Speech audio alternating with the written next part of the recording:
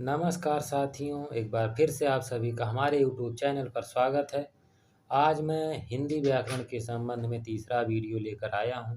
इसके पहले मैं दो वीडियो में पहले वीडियो में हिंदी वर्णमाला को पढ़ाया हुआ हूँ अच्छे से बेसिक के साथ, और दूसरे वीडियो में मैं रूढ़ शब्द, यौगिक शब्द, योग रूढ़ शब्द, कर्तृवाच, कर्मवाच, भाववाच के बारे में डिटेल से पढ़ाया हुआ हूँ। अगर वो दो वीडियो आप नहीं देखे हैं तो जाकर पहले दोनों वीडियो देखिए, उसके बाद ये वाला वीडियो आप लोग देखिएगा।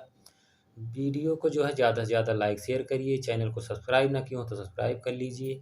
चलिए वीडियो को आगे बढ़ाते हैं। इस वीडियो में वाक्य के भेद बताऊंगा और समास को डिटेल से पढ़ाऊंगा। चलिए शुरू करते हैं वीडियो को। अब बात करते हैं वाक्य के भेद कितने होते हैं। तो रचना के आधार पर अगर बात करें तो रचना के आधार पर वाक्य के तीन भेद होते हैं। पहला है सरल वाक्य, संयुक्त वाक्य और मिश्र वाक्य। अब इनके बारे में सरल वाक्य को भी साधारण वाक्य भी कहा जाता है। अब चलिए वीडियो में आगे इनके बारे में एक एक करके डिटेल से समझते हैं। सरल वाक्य क्या होते हैं, संयुक्त वाक्य क्या होते हैं और मिश्र वाक्य क्या होते हैं। आप लोग अगर चाहें तो इसका स्क्रीनशॉट ले सकते हैं वाक्य के भेद रचना के आधार पर। यहीं पे एक चीज़ मैं और बता दूं आप लोगों को, क्योंकि मैं पीडीएफ बनाना इसके लिए भूल गया था। तो मैं ये बता दूं कि उद्देश्य और विधेय, तो वाक्य के अंग अगर एग्जाम में पूछा जाए तो वाक्य के अंग कितने होते हैं। इस वाक्य के जो अंग होते हैं वो दो होते हैं। पहला एक उद्देश्य होता है, पहला उद्देश्य होता है, दूसरा होता है विधेय। दूसरा होता है विधेय। उद्देश्य और विधेय एग्जाम में इस तरह से पूछा जाता है, वाक्य के कितने अंग होते हैं। तो वाक्य के दो अंग होते हैं, उद्देश्य और विधेय। और रचना के आधार पर वाक्य कितने प्रकार के होते हैं तो आप लोग तीन बताइएगा, सरल वाक्य, संयुक्त वाक्य और मिश्र वाक्य। इस तरह से शायद आप लोग जान गए होंगे अब। और अब बात बता देते हैं एक और, कि उद्देश्य किसे कहते हैं और विधेय किसे कहते हैं। तो उद्देश्य जिसके बारे में कुछ बताया जाता है उसे उद्देश्य कहते हैं। जैसे राम खेलता है, यहाँ पे राम क्या है, उद्देश्य है। जैसे सचिन खेलता है या सचिन दौड़ता है, सचिन खाता है, तो यहाँ सचिन क्या है, उद्देश्य है। और विधेय किसे कहते हैं, वाक्य में उद्देश्य के बारे में जो कुछ कहा जाता है उसे विधेय कहते हैं। जैसे राम खेलता, अभी मैंने उदाहरण पहला लिया था ना, राम खेलता है, यहाँ खेलता है वो विधेय है और राम क्या है, वो उद्देश्य है। आप लोग कंफ्यूज मत होइएगा, ये अधिकतर एग्जाम में पूछा जाता है। इसमें उद्देश्य और विधेय आप लोग बताइए। तो उद्देश्य क्या होता है, जैसे राम खेलता है तो राम उद्देश्य हो गया, और खेलता है क्या हो गया, विधेय हो गया। तो आप लोग कंफ्यूज नहीं होंगे। अब चलिए आगे बात करते हैं। अब बात करते हैं सरल वाक्य किसे कहते हैं। जिन वाक्यों में एक ही क्रिया होती है और एक ही कर्ता होता है वह सरल वाक्य कहलाते हैं। सरल वाक्य को भी साधारण वाक्य भी कहा जाता है। और अगर ट्रिक के माध्यम से अगर देखा जाए तो ट्रिक ये बनती है इनकी सरल वाक्य की, जिन वाक्यों में केवल एक ही उद्देश्य और एक ही विधेय होता है उन्हें साधारण वाक्य या सरल वाक्य कहते हैं। इसमें एक उद्देश्य और एक विधेय होता है। जैसे अभी मैंने उदाहरण से बताया, इसीलिए मैंने उद्देश्य और विधेय को भी समझाया मैंने, कि उद्देश्य किसे कहते हैं, विधेय किसे कहते हैं। जैसे यहाँ पे भी उदाहरण ले लेते हैं, हम एक उदाहरण ले लेते हैं कि राम खेलता है, तो राम क्या हो गया, यहाँ पे उद्देश्य हो गया, खेलता है विधेय हो गया। यही कहने का मतलब, कोई भी आप वाक्य लेंगे तो जैसे अगर इस तरह से है तो वो सरल वाक्य होता है। उसमें एक उद्देश्य होना चाहिए कि विधेय। अगर कोई भी वाक्य आप ले लीजिए, अगर उसमें उद्देश्य और विधेय है, एक उद्देश्य और एक विधेय है, तो वो सरल वाक्य हमेशा रहेगा। ये आप कान खोल के सुन लीजिए, ये एकदम सटीक। कहीं भी एग्जाम में आप जाइएगा और ये आपको दिखाई दिया उद्देश्य और विधेय, तो आप तुरंत टिक मारिए सरल वाक्य पे। अब आगे बात करते हैं कि थोड़ा बहुत उदाहरण देख लेते हैं इसके सरल वाक्य के। राधा नाचती गाती है, तो राधा यहाँ पे क्या हो गया, उद्देश्य हो गया। नाचती गाती है उस विधेय हो गया। फिर दूसरा देखते हैं, मोहन हंसकर बोला। यहाँ पे मोहन क्या है, उद्देश्य है, विधेय क्या है, हंसकर। सरल वाक्य एक और देखते हैं, तुम पढ़कर सो जाना। यहाँ पे तुम क्या है, उद्देश्य है, पढ़कर सो जाना यहाँ पे क्या है, विधेय है। अंकित की कलम गिर गई। अंकित यहाँ क्या पे है, उद्देश्य है, बाकी सब विधेय है। यानी अगर वाक्य में आपको एक उद्देश्य एक विधेय दिखाई दिया तो वो वाक्य क्या होगा, सरल वाक्य होगा। अब आगे बात करते हैं, संयुक्त वाक्य के बारे में बात करते हैं। जिस वाक्य में दो या दो से अधिक उपवाक्य मिले परंतु सभी वाक्य प्रधान हो, ऐसे वाक्य को संयुक्त वाक्य कहते हैं। आपको शायद इस तरह से न समझ में आया हो। अब इस तरह से हम ट्रिक के माध्यम से समझने का प्रयास करते हैं। ट्रिक में क्या है, अगर कहीं वाक्य में और, यों, तथा, या, अथवा, इसलिए, अतः, फिर भी, तो, नहीं तो, किंतु, परंतु, लेकिन इत्यादि जो शब्द हैं अगर वाक्य के बीच में आपको मिल जाए तो वो संयुक्त वाक्य होंगे। इसको अगर उदाहरण से समझें तो जल्दी समझ में आ जाएगा। जैसे वह सुबह सुबह गया और शाम को लौट आया, यहाँ पे बीच में वह और लगा हुआ है। उसने बहुत परिश्रम किया किंतु, यहाँ पे किंतु लगा हुआ है। किंतु मैंने बताया नहीं, किंतु, परंतु, इसलिए, अगर वाक्य के बीच में दिया हो तो आँख मूंद के आप लोग जो है संयुक्त वाक्य लगा दीजिए। और, यों, तथा, या, अथवा, इसलिए, अतः, या, फिर भी, तो, नहीं तो, किंतु, परंतु, लेकिन इत्यादि शब्द अगर आ जाएं तो आँख मूंद के आप लोग लगाइए। सूरज निकला और फूल खिल उठे, और यहाँ पे लगा हुआ है बीच में। बादल घिरे और मोर नाचने लगे, और शब्द बीच में आया हुआ है। और कुछ उदाहरण देख लेते हैं। उसने बहुत परिश्रम किया किंतु सफलता नहीं मिली, यहाँ पे किंतु शब्द आया है ना बीच में, इसलिए संयुक्त वाक्य होगा ये। आँख मूंद के आप लोग मारे एग्जाम में संयुक्त वाक्य। अब बात करते हैं मिश्र वाक्य की। जिस वाक्य में एक से अधिक वाक्य मिले हों किंतु एक प्रधान उपवाक्य तथा शेष जो है आश्रित उपवाक्य हों, मिश्रित वाक्य कहलाते हैं। इसको भी जो है ट्रिक के माध्यम से अगर देखा जाए तो वाक्य में की है, जो है, क्योंकि, जितना, उतना, जैसा, वैसा, जब, तब, जहाँ, वहाँ, जिधर, उधर, अगर, यदि, तो, यद्यपि, तथापि आदि से मिश्रित। कहने का मतलब अगर ये सब शब्द जो हैं कहीं भी बीच में वाक्य के बीच में मिलते हैं तो जो है ये मिश्र वाक्य बन जाएंगे, तुरंत मिश्र वाक्य बन जाएंगे। अब इसको उदाहरण से देखने का प्रयास करते हैं हम लोग। इसे, मेरा दृढ़ विश्वास है कि भारत जीतेगा, यहाँ की शब्द आया बीच में ना। सफल वही होता है जो परिश्रम करता है, यहाँ जो शब्द है कि, जो, यहाँ बताया नहीं मैंने, की है, जो है, क्योंकि है, जितना है, उतना है, जैसा, वैसा, जब, तब, जहाँ, वहाँ, जिधर, उधर, अगर, यदि, तो, यद्यपि, तथा, ये शब्द बीच में अगर आ जाते हैं वाक्य के तो मिश्र वाक्य होगा, निश्चित ये मिश्र वाक्य होगा। इसमें कोई रटने की आवश्यकता नहीं। आप लोग इसी ट्रिक को, इसी को जो है देख लीजिए, इसी के आधार पर आप वाक्य जो है सही हो जाएगा एग्जाम में। सरल वाक्य एकदम आसान है, मैंने बताया। उसके बाद जो है संयुक्त वाक्य, फिर मिश्र वाक्य समझ लिए, उदाहरण के द्वारा देख लिए। वह, एक उदाहरण और देख लेते हैं। वह सीमा है जिसे खेलना और सोना अच्छा लगता है, और शब्द आया यहाँ पे बीच में, ये लेकिन गलत है, ये यहाँ पे नहीं होगा। ये चौथा जो है ऑप्शन ये नहीं होगा क्योंकि और आया, और कहाँ पे, संयुक्त वाक्य, मिश्र वाक्य में और नहीं लगता है। अब आगे चलिए देखते हैं हम लोग।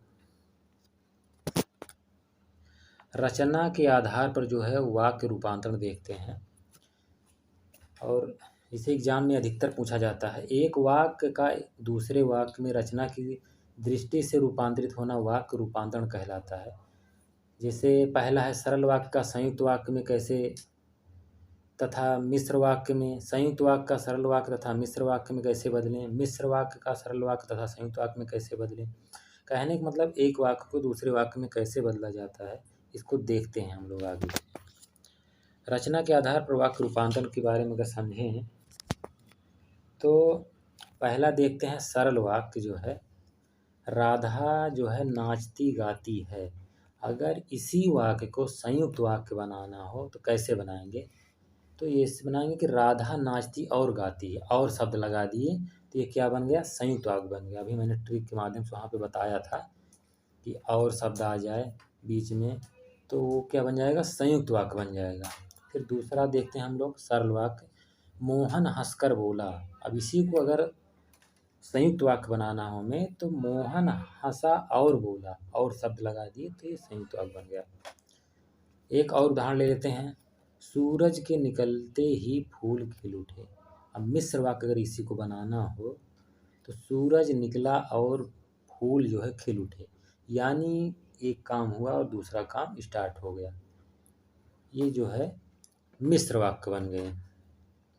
यानी जो मैंने पीछे बताया हुआ है अगर आप लोग अच्छे से समझ गए होंगे तब ये वाक्य जो है आप लोग कर पाएंगे, अन्यथा नहीं कर पाएंगे।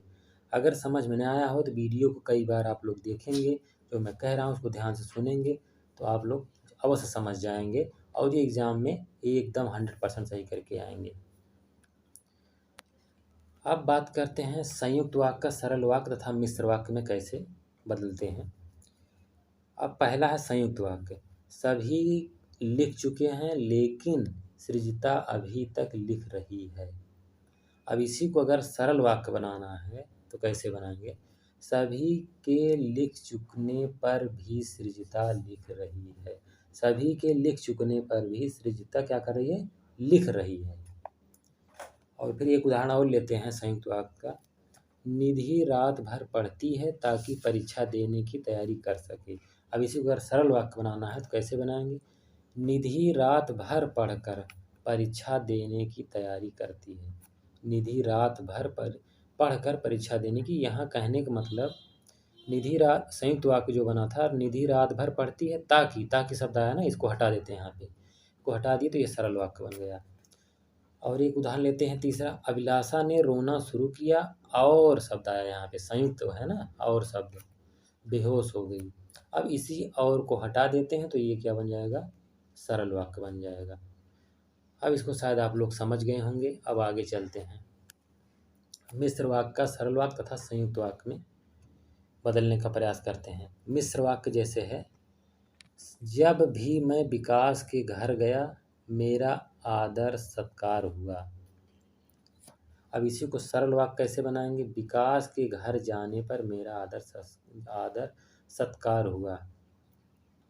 यानी ये बीच वाला जो शब्द है इसको हटा देते हैं। जब भी मैं विकास के घर गया, विकास के घर जाने पर आदर सत्कार हुआ। जब भी मैं विकास के घर गया मेरा आदर सत्कार हुआ। ये शुरू वाला जो शब्द है इसको हटा देते हैं, बाकी सब ऐसे कैसे लिख देते हैं तो बन जाएगा सरल वाक्य। अब दूसरा एक उदाहरण और ले लेते हैं। विशाल ने जो मोबाइल खरीदा है वह नया है। ये मिश्र वाक्य है। अब इसी को सरल वाक्य कैसे बनाते हैं? विशाल ने एक नया मोबाइल खरीदा है।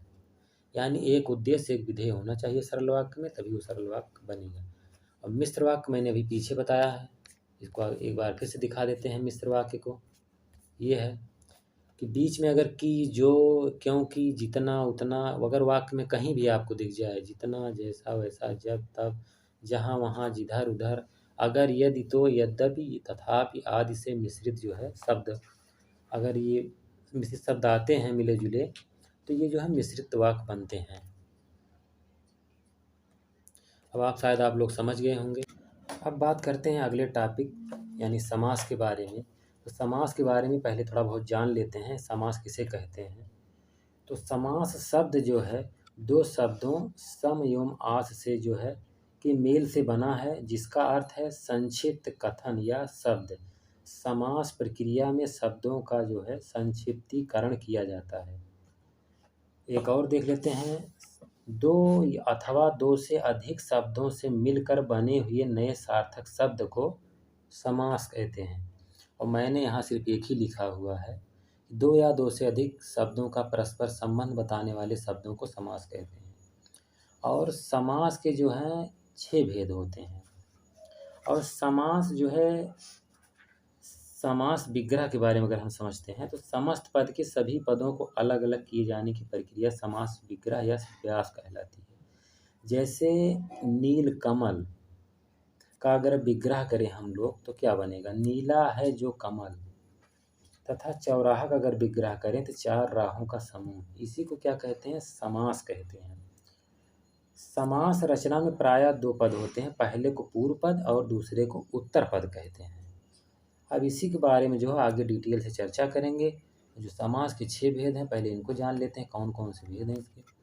तो समास के जो 6 भेद हैं वो पहला है द्वंद्व समास, दूसरा है द्विगु समास, तीसरा है तत्पुरुष समास और चौथा है कर्मधारय समास और पांचवा है अव्ययी भाव समास और छठा है बहुब्रीहि समास। अब इसी को एक एक को लेकर के डिटेल से बात करते हैं। पहले द्वंद्व समास के बारे में जानने का प्रयास करते हैं। जिस समास में पूर्व पद और उत्तर पद दोनों ही प्रधान होते हैं उसे द्वंद्व समास कहते हैं। और ट्रिक के अगर माध्यम से समझते हैं तो द्वंद्व समास में अधिकतम जो है यानी 99% जो है बीच में योजक चिन्ह लगा रहता है। जैसे क्या कहते हैं, जैसे हम एक उदाहरण ले लेते हैं, पाप पुण्य। पाप और पुण्य के बीच में क्या है, योजक चिन्ह लगा हुआ इस तरह से, तो आप लोग देख लीजिए।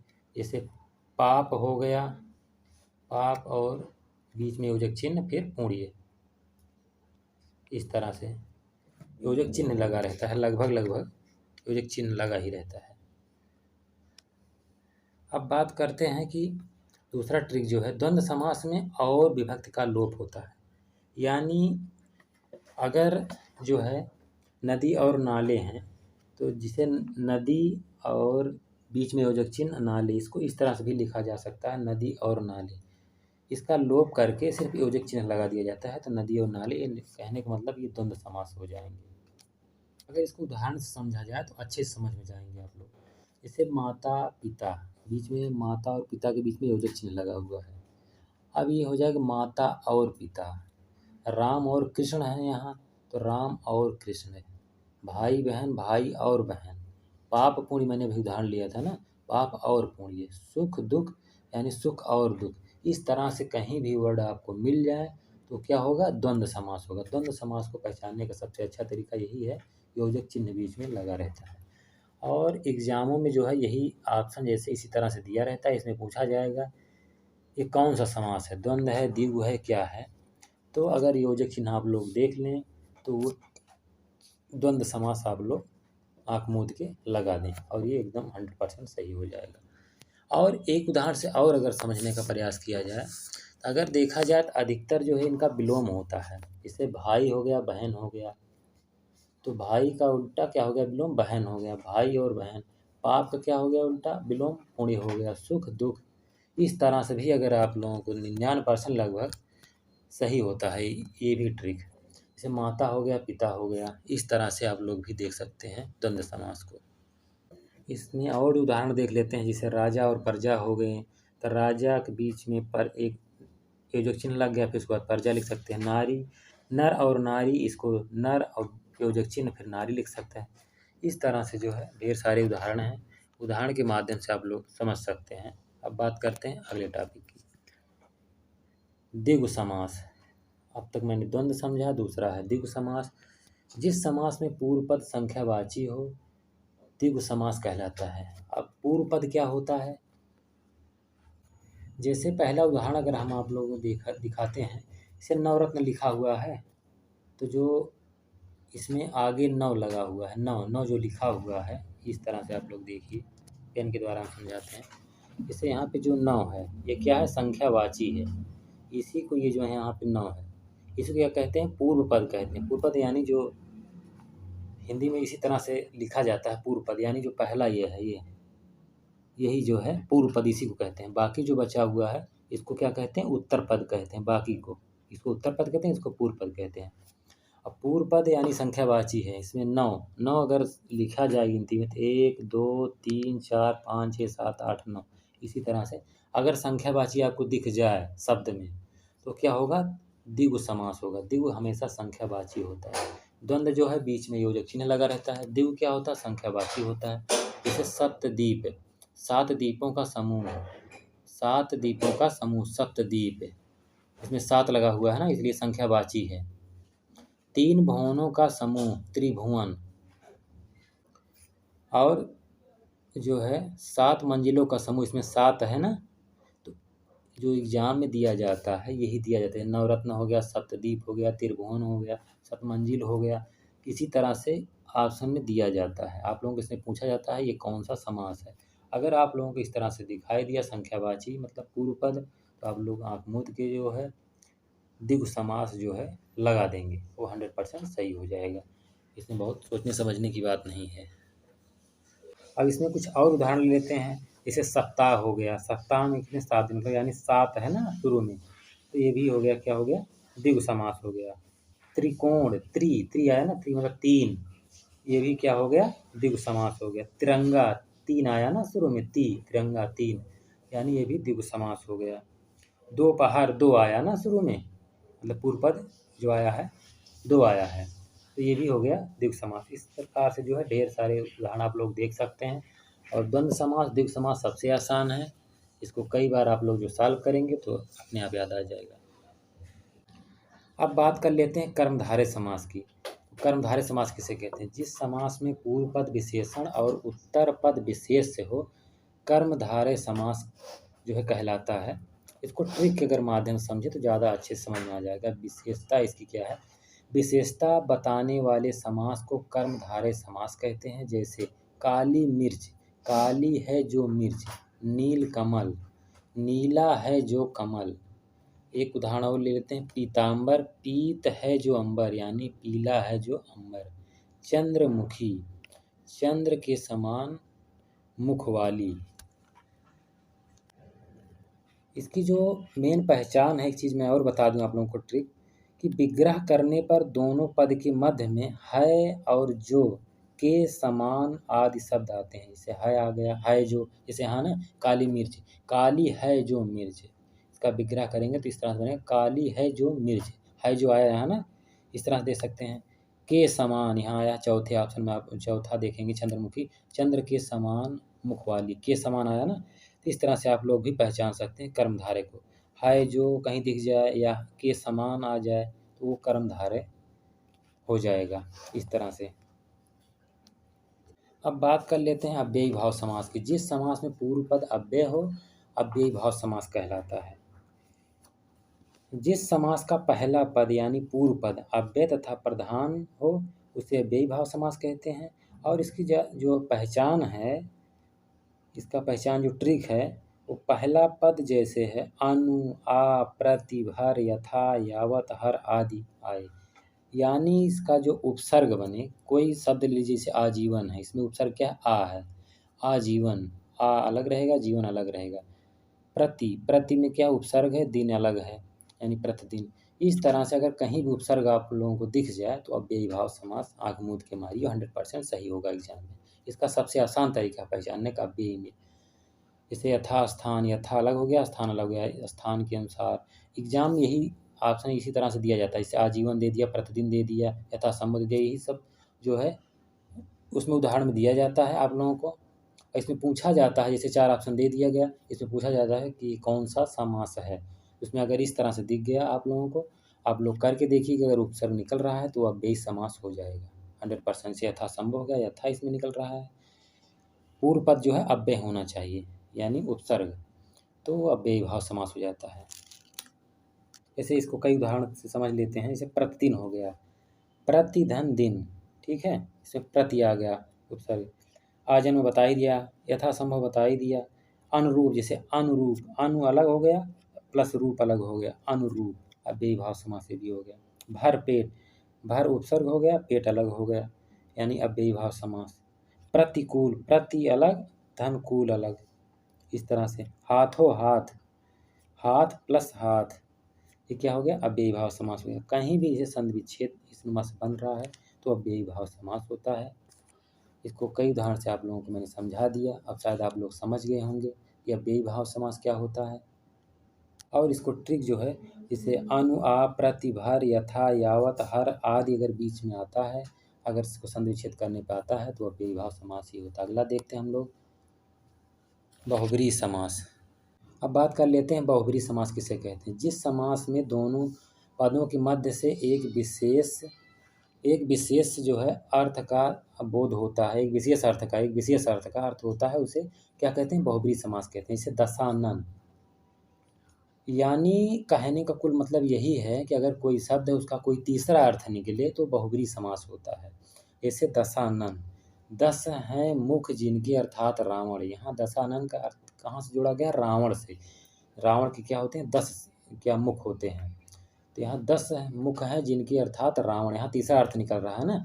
नीलकंठ, नीला कंठ है जिनका अर्थात शिव जी। लंबोदर, लंबा उदर है जिनका अर्थात गणेश जी।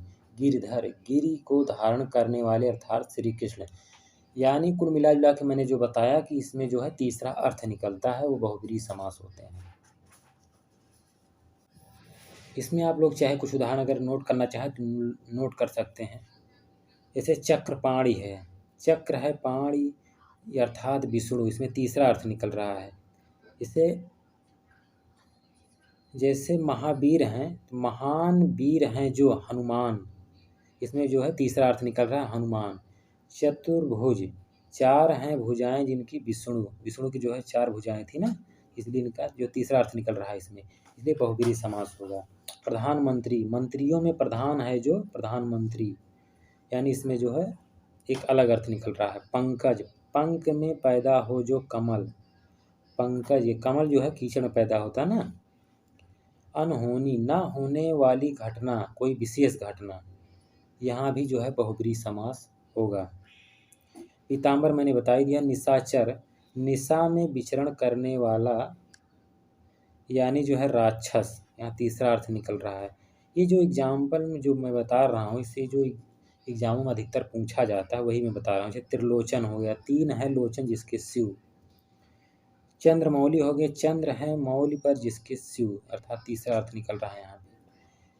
अब बहुब्रीहि समास और कर्मधारय समास में बहुत ही कन्फ्यूजन होता है एग्जाम में।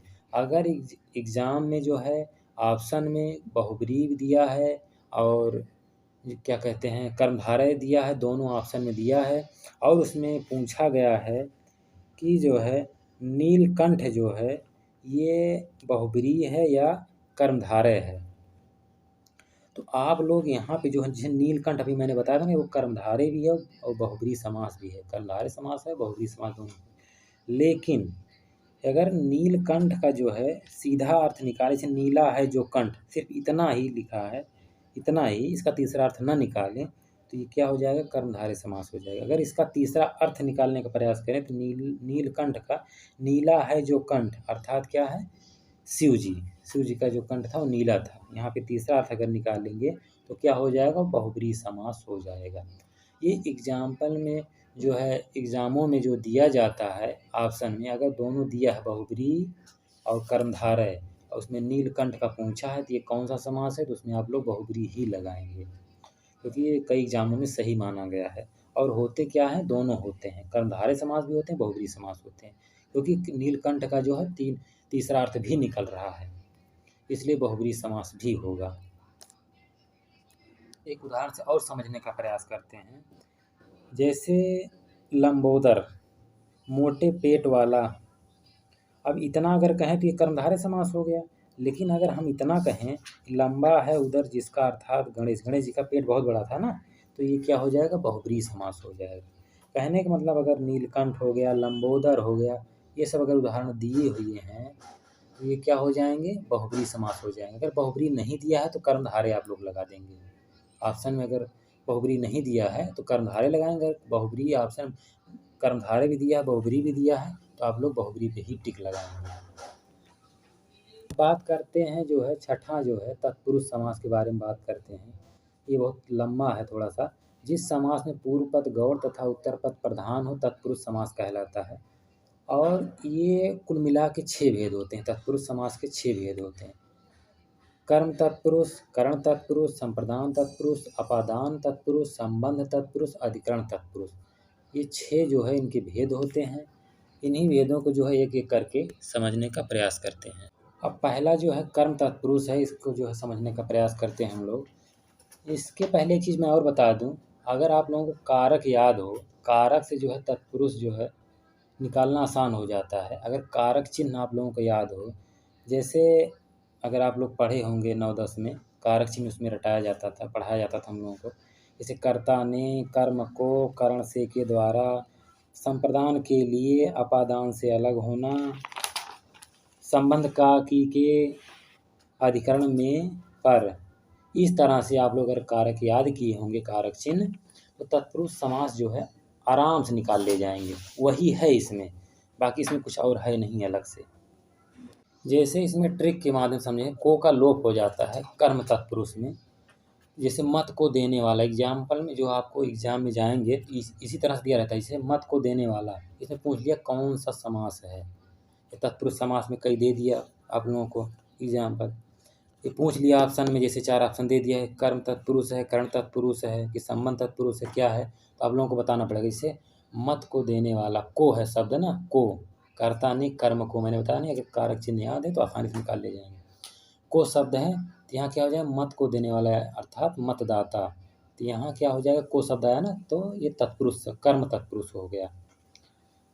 और एक उदाहरण और देख लेते हैं, गिरह को काटने वाला, को शब्द फिर आ गया है ना, गिरह कट, गिरह को काटने वाला, यहाँ भी क्या हो गया, कर्म तत्पुरुष हो गया। अब फिर दूसरा देखते हैं हम लोग, करण तत्पुरुष। कर्ता ने कर्म को, सिर्फ कर्ता हटा देंगे, उसके बाद जितने हैं सब ले लेते हैं, कर्ता इसमें नहीं रहता। फिर कर्म से शुरुआत होता है, पहला दूसरा, कर्म पहला हो गया, करण दूसरा हो गया। अब ट्रिक से समझते हैं, जहाँ कर्ण कारक चिन्ह का लोप हो, कर्ण कारक अब इस तरह से कहेंगे आप लोग समझ नहीं पाएंगे। तो मैंने बताया नहीं, कर्ता ने कर्म को, कर्ता छोड़ दिया जाता है, कर्म को करण से के द्वारा, से और के शब्द अगर आ जाए तो करण तत्पुरुष हो जाता है। जैसे उदाहरण समझते हैं, जन्म से उत्पन्न, से आया ना, जन्म से उत्पन्न यानी जन्मदाता, यहाँ से शब्द आ गया तो कर्ण तत्पुरुष हो गया। मुँह से मांगा, से शब्द आ गया बीच में ना, तो मुँह से मांगा, मुँह मांगा हो गया, कर्ण तत्पुरुष हो गया। गुणों से हीन मतलब गुणहीन, यानी यहाँ भी से शब्द आया हुआ है बीच में, तो कर्ण तत्पुरुष हो जाएगा। आप लोग अगर चाहे तो मैं बता दूं, आप लोग लिख लीजिए इस तरह से, या मैं PDF जो है डाल दूंगा अगली वीडियो में, इसको जो पहले से ही मैं ये लिख के समझा दूंगा ये कारक चिन्ह को। तो ये वीडियो फिर आप जाके फिर देखेंगे, फिर आप लोगों को समझ में आएगा, क्योंकि अभी मैंने PDF बनाया नहीं तो डाल देता अभी। अब बात करते हैं संप्रदान तत्पुरुष। जहाँ संप्रदान कारक चिन्ह का लोप हो, संप्रदान, अब जैसे कर्ता ने कर्म को करण से के द्वारा संप्रदान के लिए, संप्रदान के लिए, कारक चिन्ह क्या आया, के लिए। अब यहाँ बीच में कहीं भी के लिए आ गया तो तुरंत संप्रदान कारक हो जाता है। जैसे हथकड़ी, हाथ के लिए कड़ी, सत्याग्रह, सत्य के लिए आग्रह, यानी के लिए बीच में आ रहा ना, तो तुरंत हो जाएगा संप्रदान तत्पुरुष ही हो जाएगा। कोई सोचने समझने की ज़्यादा आवश्यकता नहीं है, सीधा आप लोग कहने का मतलब, अगर कारक चिन्ह याद कर लिए तो तत्पुरुष समास खत्म 1 सेकंड में। अपादान, जिसे अलग होना, से जहाँ अपादान कारक चिन्ह का लोप हो, जैसे धनहीन, धन से हीन, भय से भीत, भयभीत यानी भय से भीत, से शब्द है ना, अपादान से अलग होना, से शब्द अगर आ जाए। लेकिन एक चीज़ और, अभी मैंने ऊपर बताया था, कर्ता ने कर्म को करण से के द्वारा, से शब्द आ रहा है ना, करण से के द्वारा, से आ रहा वहाँ पे, यहाँ पे करण से के द्वारा। जैसे जन्म से उत्पन्न, जन्म से जन्मजात, जन्म से उत्पन्न, मुँह से मांगा, मुँह मांगा, गुणों से हीन, गुणहीन। लेकिन अब यहाँ समझने का प्रयास करते हैं हम लोग, जो बता रहा धन से हीन, किसी चीज़ से आप लोग विचलित होना है, बिछुड़ना, से शब्द अगर यहाँ आ जाए तो वो अपादान कारक हो जाता है। धन से हीन, आप लोग क्या हो रहे हैं, धन से विचलित हो रहे हैं, धनहीन हो रहे हैं। भय से भीत, भयभीत। जन्मांध, जन्म से अंधा, जन्म से ही हम अंधे हैं। अब बात करते हैं संबंध तत्पुरुष की, ट्रिक से समझते हैं। जहाँ संबंध कारक चिन्ह का लोप हो, जैसे अभी मैंने बताया ना, कारक चिन्ह अगर याद है तभी ये संभव है। संबंध जो है, संबंध, ये प्रेम सागर, प्रेम का सागर, संबंध का की के लगा रहता है बीच में, तो संबंध को ही दर्शाता है। जैसे का की के, रा री रे नी, ये सब अगर शब्द लगा हुआ है तो संबंध जो है तत्पुरुष बनता है। प्रेम सागर, प्रेम सागर, प्रेम का सागर, दिन की चर्या, दिनचर्या, भारत का रत्न, भारत रत्न। इस तरह से जो है संबंध जो है दर्शाता है, तो संबंध तत्पुरुष हो जाता है।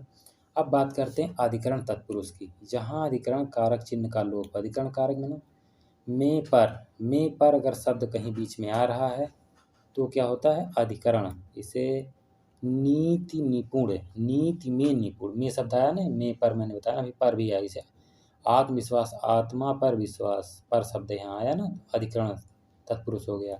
घुड़सवार, घोड़े पर सवार, पर शब्द यहाँ बीच में आ गया तो ये क्या हो गया, तत्पुरुष समास हो गया, अधिकरण तत्पुरुष समास हो गया। अब ये हो गए। आगे जो वीडियो में मैं जो है चर्चा करूँगा, अब आगे जो है मैं अगले टॉपिक पर चर्चा करूँगा, अगला वीडियो में जो है कल लेकर आऊँगा। इस वीडियो में अगर कुछ भी ना समझ में आया हो तो जो कमेंट करिएगा कौन सा टॉपिक नहीं समझ में आया है, क्या नहीं समझ पाए आप लोग, वो मैं फिर से बताने का प्रयास करूँगा। वीडियो को यहीं पे समाप्त करते हैं। धन्यवाद साथियों।